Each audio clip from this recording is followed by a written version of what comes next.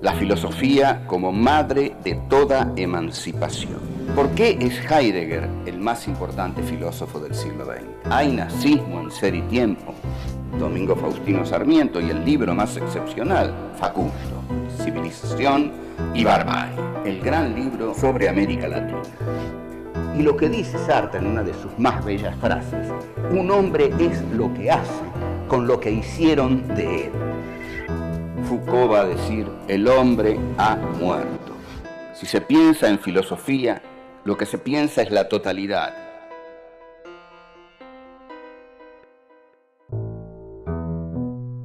Encuentro 1.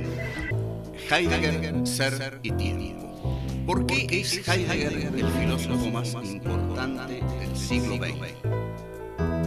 ¿Cómo se relaciona la obra de Heidegger con el clima sociocultural de la República de Weimar? ¿Cómo viene al mundo la pregunta por el ser? Entonces, ¿qué es el Dasein?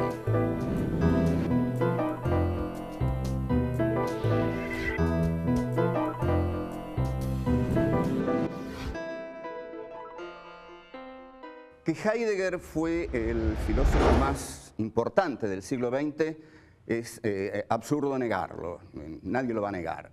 Incluso hasta diría que sigue siendo el filósofo más importante ya terminando la primera década del siglo XXI. Lo que nos tenemos que preguntar es ¿por qué fue el más importante del siglo XX? Nuestra penetración en Heidegger va a ser todo lo profunda que nos sea posible, y creo que vamos a ahondar bastante. Lo que quiero aclarar para los profesores y profesoras de filosofía que amablemente nos vienen siguiendo, es que todavía vamos a ahondar más en futuros programas sobre la filosofía de Heidegger, que es inagotable. Por ahora nos vamos a ceñir a su obra maestra de 1927, que es Ser y Tiempo. Después nos vamos a preguntar cómo fue posible que el filósofo más importante del siglo XX haya sido a la vez un nacionalsocialista, es decir, un nazi. Esta es una cuestión ardiente que quema digamos, en la situación de las ideas de la condición humana incluso y de la filosofía.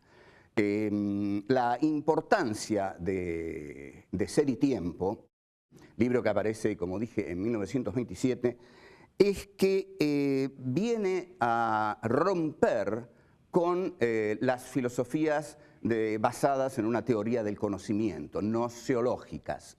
Ser y Tiempo es un libro existencial, es decir, en Ser y Tiempo, el hombre, lo que Heidegger va a llamar el Dasein. Sein es ser en alemán, da es ahí, o sea, Heidegger va a llamar al ente humano Dasein, ser ahí. Es ese ser que está ahí, está arrojado en el mundo, eyectado hacia el mundo. Con lo cual Heidegger evita por completo el esquema de la teoría del conocimiento. Si ustedes quieren repasar nuestras clases sobre Kant, sobre Hegel, sobre Descartes, van a notar que en esas filosofías idealistas siempre había un sujeto y un objeto. Ya no hay más, no hay sujeto y objeto. El Dasein, el ser ahí de Heidegger, no es el sujeto kantiano. Es el hombre existencial que se angustia, que muere. El ser para la muerte. Es el hombre que puede tener una vida auténtica, una vida inauténtica. Es decir, Heidegger va a encontrar en este Dasein, este ser ahí, todas las categorías fundamentales de su filosofía. Lo original de la filosofía de Heidegger, de Ser y Tiempo, que viene y rompe con todo, es que vuelve a poner la temática de la filosofía en el tema del ser. Una de las preguntas, digamos, que Heidegger formula a propósito de este problema es ¿por qué hay algo y no más bien nada? Esta pregunta que realmente puede quitarle el sueño a cualquiera, porque supongamos que usted se hace esta pregunta a las 12 de la noche, si se duerme a esa hora y se le ocurre hacerse esta pregunta, ¿por qué hay algo y no más bien nada, no va a poder dormir, porque es una pregunta de muy difícil respuesta, porque hay algo y no más bien nada. Pero como hay algo, hay que responder por eso. Lo que hay es ser. Ser, hay un ser. Entonces, lo que Heidegger va a decir es que la filosofía tiene que preguntarse por el ser. Después vamos a analizar cuál es el ser que se pregunta por el ser, porque lo que Heidegger descubre, y esto lo anticipo, es que el ser ahí, el Dasein, el hombre, no el hombre de las filosofías iluministas, de la Ilustración, de la Humanitas, el hombre, el que está arrojado en el mundo, ese ser se pregunta por el ser. Ahora, en Ser y Tiempo, que es de 1927, Heidegger no prenuncia para nada lo que va a ser después su relación con el nazismo. Heidegger está, los eruditos, los heideggerianos, que son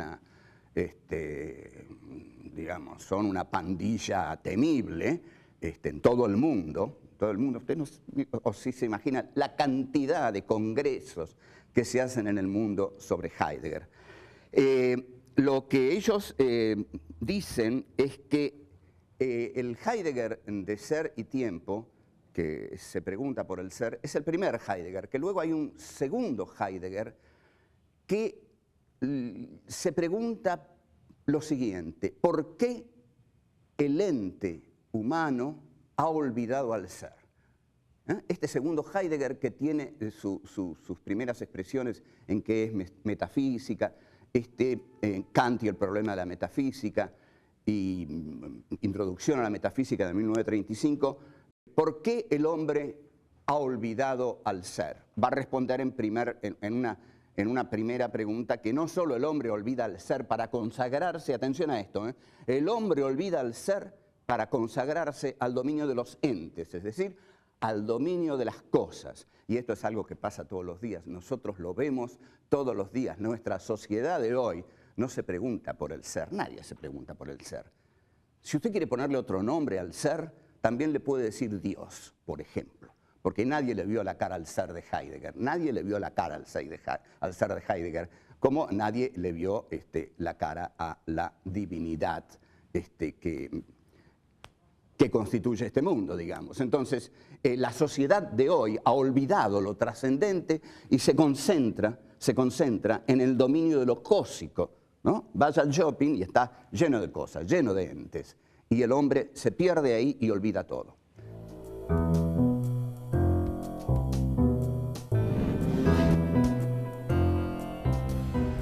La República de Weimar no era precisamente ni una república fuerte, poderosa, ni una república en la cual cundiera el optimismo. Si usted quiere tener una buena visión de la República de Weimar, vea la película Cabaret de Bob Fosse, que realmente da una excelente visión del clima de la República de Weimar, y por supuesto El Ángel Azul, la película interpretada por Marlene Dietrich y Emil Jannings.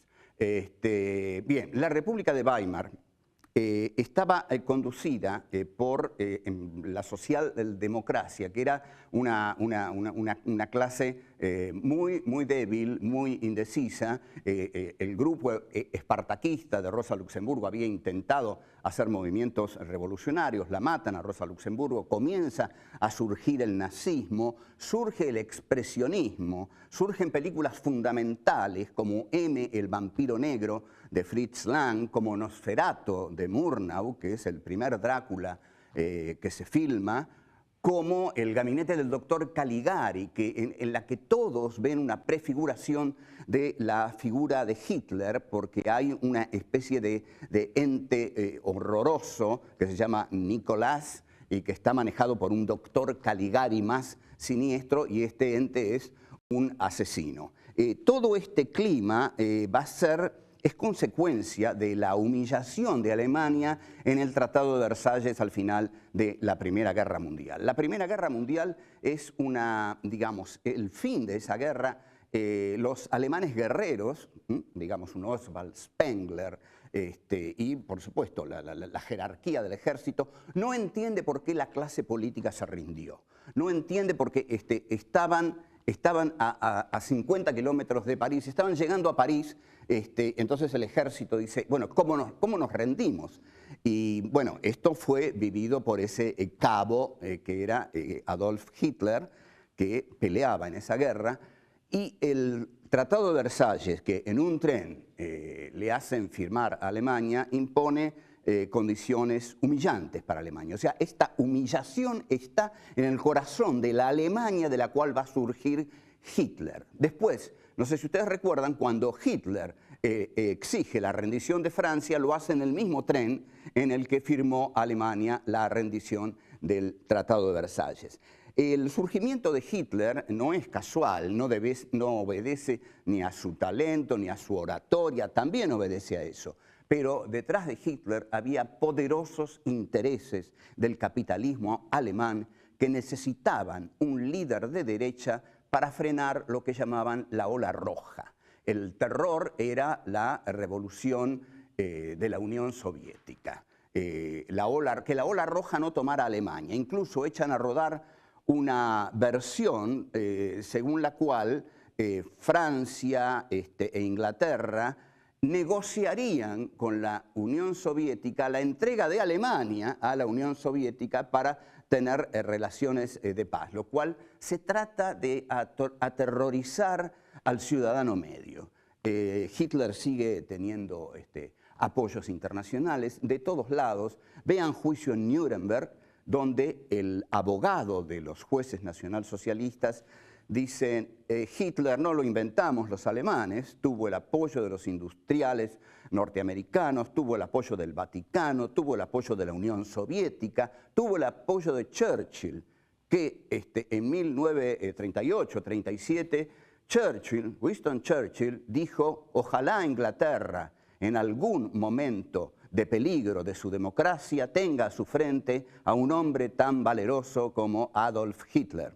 Esto lo dijo Churchill. O sea que Hitler no es un fenómeno aislado, no hay que analizar sus frustraciones personales. Es un fenómeno que surge de las raíces profundas de la historia, con razones históricas poderosas, y surge, esto sí, en el aspecto psíquico, psicológico, si queremos ver, de psicología de masas, de la humillación por el Tratado de Versalles. Lo que nosotros tenemos que analizar, además, y es fundamental esto, es lo que hace Hitler con la imagen del judío. Señala al judío como el otro maligno. Esos son los malignos.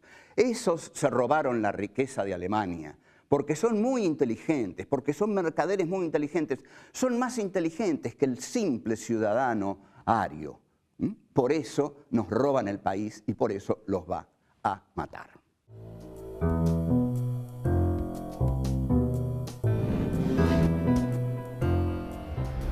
El punto de partida de Ser y Tiempo es determinante de todo el libro. En la introducción del libro, Heidegger dice, lo que me propongo es responder a la pregunta por el ser. Y aquí hace un desvío que es fundamental. Honestamente, le arruina el libro, hace que el libro sea inservible para todos los discípulos posteriores de Heidegger que se basan en el Heidegger II, que nosotros ya vamos a estudiar. Pero ahora, veamos cuál es el desvío que hace Heidegger, porque es fascinante la cosa. Heidegger dice, yo me voy a preguntar por el ser, pero dice, hay un ser que se pregunta por el ser. Y ese ser es el ser ahí, es el Dasein, el hombre. El hombre, que me disculpen los que no quieran ver en el Dasein el hombre, yo veo ahí el hombre, es el hombre. Y si no, vamos a ver todas las cosas que le pasan al Dasein, le pasan a usted, me pasan a mí y a todos los muchachos que están acá, las chicas también. Ahora, la pregunta es, entonces, ¿cómo viene al mundo la pregunta por el ser? ¿Por qué hay una pregunta por el ser? Bueno, hay una pregunta por el ser, porque hay un ser que se pregunta por el ser. ¿Qué ser? Se pregunta por el ser. El ser ahí, el Dasein, ese ser que está en estado de arrojo en el mundo, ¿eh? No está acá el sujeto y ahí el objeto, no. Estamos arrojados al mundo, en estado de eyección, estamos como escupitados en el mundo. No hay una conciencia que constituye al mundo y el mundo es un objeto de la conciencia. Eso es una historia de las filosofías idealistas. Heidegger no hace una teoría del conocimiento, hace un análisis existencial del ser ahí. Bien, el ser ahí, atención, el ser ahí es el ahí de la pregunta por el ser. ¿Por qué? Porque el ser ahí se pregunta por el ser. ¿Por qué hay ser? Se pregunta el ser ahí, el Dasein, el hombre, usted, yo, todos. Nos preguntamos alguna vez, ¿por qué hay ser? ¿Por qué está todo esto aquí? Entonces, el ser por el cual viene al mundo la pregunta por el ser es el ser ahí, el Dasein. Esto hace que Heidegger le dé un lugar privilegiado al hombre. O sea, Ser y Tiempo se proponía ser una ontología. Ahí va la explicación de ontología, que es una palabra que asusta a todo el mundo, pero no. Ontología es una palabra que viene del griego ontos y logía, estudio de. Es el estudio de las cosas que son. Bueno, las cosas que son, en principio, por supuesto, es lo que ilumina a todas las cosas que son es el ser. Iba a ser una teoría del ser, pero inmediatamente Heidegger se desvía y dice, el ser que se pregunta por el ser es el ser ahí, es el hombre. Entonces ahí comienza a ser una antropología, un estudio del hombre. Entonces, Ser y Tiempo es una antropología existencial, porque Heidegger dice, el hombre es el ser al cual le preocupa su ser. El hombre se angustia por el ser, por su ser y por el ser, y se pregunta por el ser. Entonces Heidegger dice, el ser ahí, ¿no? Ese Dasein que está arrojado en el mundo, así caído en el mundo, es el que se pregunta, es el ahí del ser. El ser ahí es el ahí del ser. ¿Por qué es el ahí del ser? Porque en el ser ahí se formula la pregunta por el ser. Entonces, el hombre es ese ente privilegiado para la ontología, para la filosofía de Heidegger, sin el cual no habría pregunta por el ser. Una roca no se pregunta por el ser, una montaña no se pregunta por el ser, un perrito, un gatito persa, por ejemplo, no se pregunta por el ser. El que se pregunta por el ser es ese ser ahí que vamos a ver, es un ser de la etapa del expresionismo, porque es un ser realmente desgarrado, angustiado, que siente la presencia de la nada, que siente la inminencia de la muerte, que es para la muerte, es un ser para la muerte, porque sabe que va a morir, porque si quieren que lo diga contundentemente, el ser ahí, ese ser, es ese ser que sabe que va a morir, que no solo muere, sino que sabe que va a morir, que tiene infinitas posibilidades en su futuro, pero en todas esas posibilidades está la posibilidad de morir.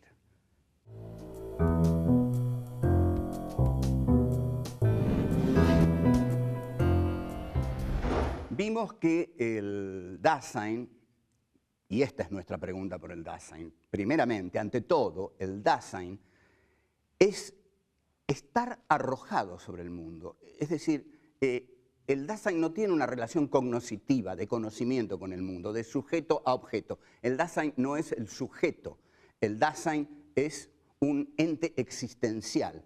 Está en estado de arrojo, digamos, como escupitado sobre el mundo.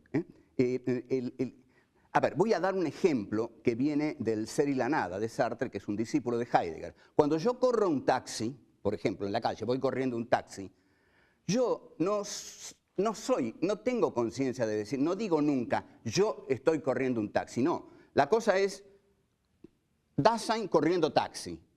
Está devorado el Dasein por el mundo, porque está arrojado hacia él. Cuando digo yo estoy corriendo un taxi, perdí el taxi, se fue, porque empecé a reflexionar y ahí perdí, se fue. Yo tengo que estar devorado por el mundo. Entonces, este estar devorado por el mundo viene de Edmund Husserl, el gran maestro de Heidegger. Gran maestro de Heidegger, que Heidegger en su etapa nazi borró la dedicatoria que Ser y Tiempo tenía a Edmund Husserl. Bueno, ya vamos a ver esto. Pero Edmund Husserl, el autor de Ideas para una fenomenología, es el creador de la escuela fenomenológica. ¿Qué dice la escuela fenomenológica? Busca salir de ese sujeto que residía en sí mismo. Piensen en Descartes. Descartes que decía, pienso, luego existo. Es decir, ¿dónde estaba el punto de partida? En la interioridad del hombre, en su subjetividad. De ahí se partía, de su interioridad. Bueno, la intencionalidad husserliana de Husserl no parte de la interioridad del hombre. Lo que dice es que el hombre está arrojado hacia afuera. No partimos de una subjetividad que hay justamente en el sujeto, no. Partimos de una relación sujeto-mundo, ¿no?, que es indisociable. El sujeto está arrojado hacia el mundo, está, como va a decir Heidegger, eyectado. Y esta es la concepción que Heidegger toma de su maestro, que es la concepción fenomenológica. La concepción fenomenológica de Husserl consiste en decir que la conciencia es intencional porque la conciencia constantemente va más allá de sí misma, nunca reside en sí misma. Por eso Sartre, genialmente, va a decir el hombre es nada. ¿Por qué? Porque justamente al no haber en el hombre como punto de partida esa subjetividad constituyente que había en Descartes, pienso, luego existo. ¿Por qué hay cosas afuera? Porque yo las pienso. No. Hay cosas afuera, hay cosas afuera. Y hacia esas cosas el hombre está eyectado, arrojado. Y está arrojado también hacia sus posibles. Porque el hombre no es realidad, es posibilidad. Esto es muy hermoso, además es todo un pensamiento de una enorme belleza estética. Que el hombre no sea realidad, sino posibilidad. Es una gran frase de las filosofías existencialistas que comienzan con Heidegger. Entonces aquí la pregunta es el hombre, es el Dasein el que fundamenta al mundo en Ser y Tiempo? Bueno, ante todo es el Dasein el que establece las relaciones en el mundo. ¿Por qué? ¿Por qué el Dasein es el ente relacionante? Muy sencillo, dice Heidegger, acudiendo a una teoría de los utensilios que hay en el mundo. En el mundo está lleno de cosas. Entonces, por supuesto que Heidegger no está hablando del primer hombre que apareció en el mundo, está hablando del mundo al cual llegamos. Y bueno, este ser ahí, ¿cómo se relaciona con el mundo? Porque hay distintos utensilios. Y los utensilios se relacionan entre ellos porque hay un proyecto humano. Entonces, digamos, nosotros podríamos tener un cuadro, un clavo y un martillo, y se acabó. Se acabó. Eso no significa nada. No hay ninguna significatividad ni relación entre el cuadro, el clavo y el martillo. Pero si viene un Dasein, un ser ahí, y dice, voy a colgar ese cuadro en la pared. Entonces, agarra el clavo, agarra el martillo, clava el clavo en la pared y cuelga el cuadro. Ahí se establece la relación entre el clavo, el martillo y el cuadro. Hace poco, hace unas semanas, el genial dibujante que ilustra este programa sacó una historieta, por llamarla así, en realidad era una postura filosófica. En la parte de arriba de la historieta había un volcán en erupción, una piedra, una enorme ola, un tsunami, digamos. Tsunami ya sería el nombre que le puso el hombre, ¿no? Una enorme ola, otro volcán en erupción, y abajo estaba el niño azul. El niño azul, el que es un personaje de Rep, un niño, no ingresaba a la historieta, no estaba en ningún cuadrito. Lo único que había en los cuadritos era un volcán que estallaba, una roca que caía, una avalancha, y la leyenda decía, en la realidad pasan muchas cosas, niño azul, en la realidad pasan muchas cosas, pero si no estás vos, no hay historia. ¿Qué significa esto? Que la naturaleza no tiene historia, que si un volcán hace erupción, es un hecho más de la naturaleza, pero si a los pies de ese volcán está la ciudad de Pompeya, es una tragedia. O sea, son los proyectos del hombre los que le dan tragicidad a la naturaleza. El petróleo no le interesaría a nadie si no fuera porque es usado para, como combustible o para miles de otros fines y para también la industria armamentística. O sea, si no hubiera petróleo en Irak, Estados Unidos no estaría ahí, no tendría el proyecto de ir a Irak. Si hubiera arvejas, no iría a Irak. Entonces, es el proyecto humano el que le da importancia a las cosas del mundo. El hombre es el que trae un sentido al mundo. Hasta luego, muchas gracias y nos vemos.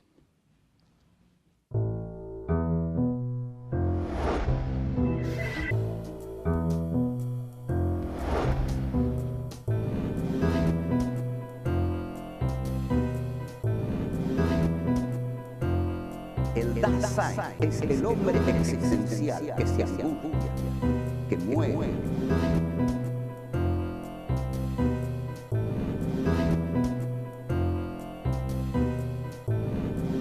Heidegger dice, lo que me propongo es responder a la pregunta por el ser.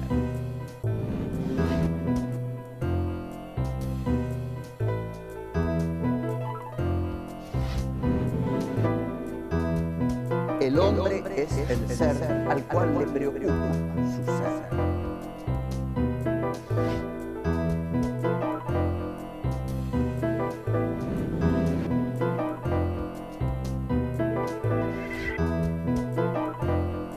El hombre no es realidad, es posibilidad.